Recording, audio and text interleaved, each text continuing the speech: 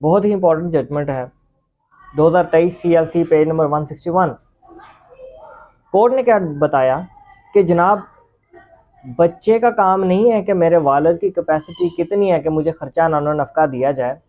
याद रखिएगा, मैं उस सिलसिले में बात कर रहा हूँ कि जब सेपरेशन हो चुकी है, जबकि माँ बाप आपस में नहीं इकट्ठे रहे, या तलाक हो चुकी है या सेपरेट हो चुके हैं, तो इस सूरत हाल में बाप पे ही बर्डन है कि वो अपनी फाइनेंशियल कैपेसिटी को जाहिर करे कि मैं कितना खर्चा माहाना अपने बच्चे के लिए दे सकता हूँ। जाहिर है कि वालदा ही वसूल करने के लिए सामने आएगी, लेकिन मुद्दईयान की लिस्ट के अंदर मुद्दई के तौर पे बच्चे को भी मुद्दई बनाया जाएगा।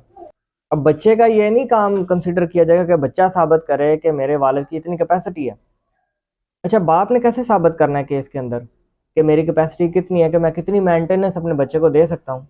वो जाहिर करेगा अपनी ऑरल टेस्टिमनी के ज़रिए, ऑरल शहादत के ज़रिए। जब वो कोर्ट के अंदर आएगा अपनी एविडेंस पेश करने के लिए, उस टाइम पे जबकि औरत की यानी उसकी बीवी की शहादत ऑलरेडी हो चुकी होगी और बतौर डिफेंडेंट अब इसको पेश किया जाएगा कोर्ट के अंदर, और वो साथ में डॉक्यूमेंट्स अटैच करेगा, अपनी पे स्लिप, वेज स्लिप, या अगर वो किसी जगह से कोई कमीशन ले रहा है तो कमीशन को लेटर पैड पर बनवाए, या फिर अगर वो कोई कारोबार कर रहा है तो वो अपने कोई टैक्स रिटर्न्स के जरिए भी ये साबित कर सकता है कि मेरी इतनी आमदन है। गर्ज ये कि डॉक्यूमेंट की शक्ल में अगर वो फाइल का हिस्सा बना देता है अपने केस के अंदर, कोर्ट के सामने ये बात रख देता है कि मेरी माहाना आमदन इतनी है, तो फिर इस चीज़ को कोर्ट कंसीडर करेगी कि जनाब उस लिहाज से इतनी परसेंटेज बच्चे के खर्चे की हो जाए तो ना बाप पे बाहर होगा ना बच्चे के लिए कोई मसला होगा। लेकिन अगर एक बाप इस तरह करने में नाकाम रहता है कि वो अपनी कोई बात सामने रखता ही नहीं खर्चे की बाबत कि मैं जनाब इतना कमाता हूँ, या अपनी और एविडेंस भी नहीं देता, कोई बात भी नहीं कोर्ट को पकड़ाता, फिर कोर्ट जो है इन्फ्रेंस जो है डिडक्ट करेगी अपोजिट कि जनाब ये कमाता है।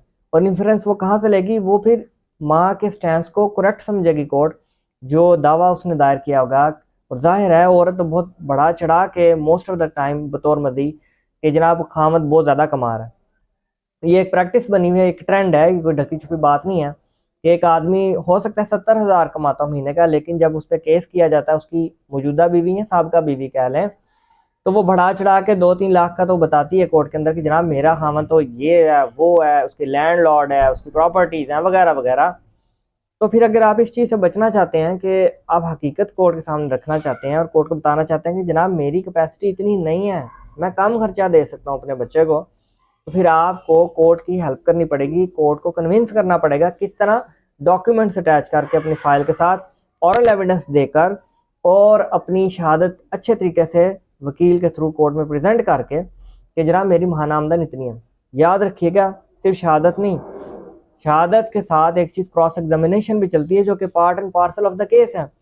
आपने मुद्दइया को ऊपर सवाल जवाब करके यानी क्रॉस एग्जामिनेशन करके उसको भी झूठा करना है, ताकि वो जो क्लेम लेके आई है ना कि आप 5-5 लाख महाना कमा रहे हैं, उसे सवाल तो करें ना कि भाई किधर से कमा रहे हैं, कोई तुम्हारे पास सबूत है कि नहीं है। आपने हर चीज़ के ऊपर, अगर वो झूठ बोल रही है आपको राइट दिया जाएगा उस पर सवालात करें through your lawyer, through your counsel. इसी तरीके से आप जो शहादत देंगे उनके पास राइट होगा कि आप पे सवाल जवाब करें।